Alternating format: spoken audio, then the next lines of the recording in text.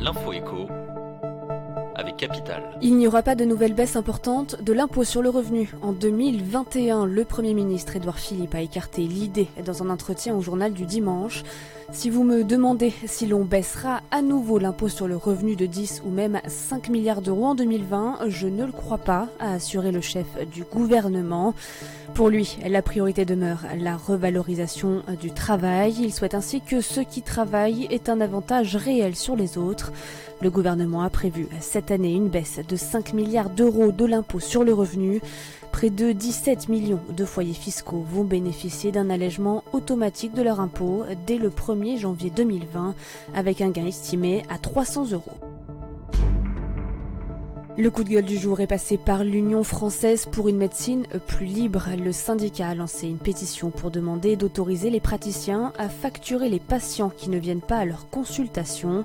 Au total, chaque année, ce sont 28 millions de rendez-vous qui ne sont pas honorés, soit 40 minutes de perdu par jour et par médecin.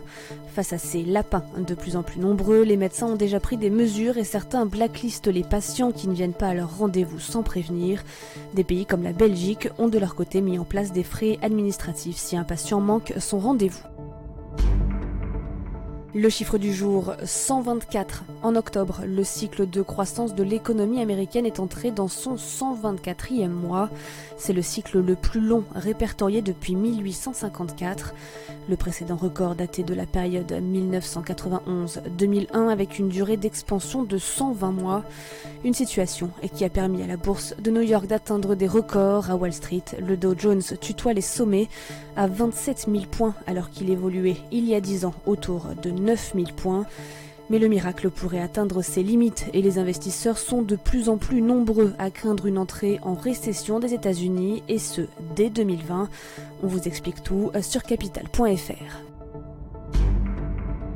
Enfin, le trafic de faux billets de cinéma prend de l'ampleur. Malgré les alertes, les autorités sont débordées par l'arrivée de la Movie Money, de faux billets utilisés comme accessoires dans le cinéma sur le territoire français.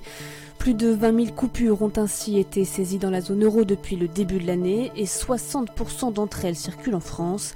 Ces coupures sont pourtant facilement repérables. Dans le coin supérieur gauche du billet, sous le drapeau de l'Union européenne, on peut lire la mention Movie Money.